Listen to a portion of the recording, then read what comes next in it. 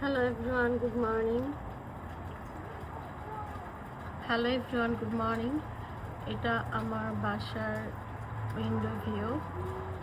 আল্লাহর রহমতে টানা এক সপ্তাহ স্নোস্টর্মের পর বরফ গলতে শুরু করেছে।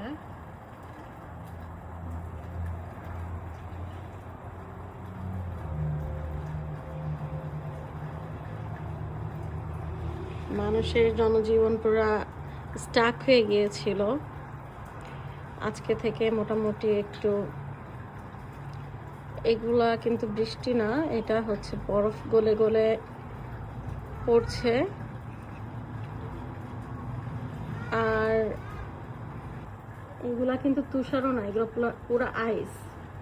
এগুলা মোটেও তুষার নরম যে সফট আমরা দেখি কটনের মতো তুষার, এটা সেগুলো না, এটা পুরো আইস। ডিপ ফ্রিজের মধ্যে যে আইসটা জমে থাকে এটা সেটাই, যা খুবই রিস্কি গলে যাচ্ছে।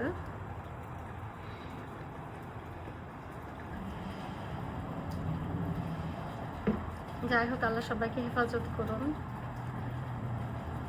আমেরিকা, কানাডা, ইউরোপের অনেক দেশের অবস্থা খুবই খারাপ হয়ে গিয়েছিল। এখন মোটামুটি ব্যাক করা শুরু হয়েছে আর কি।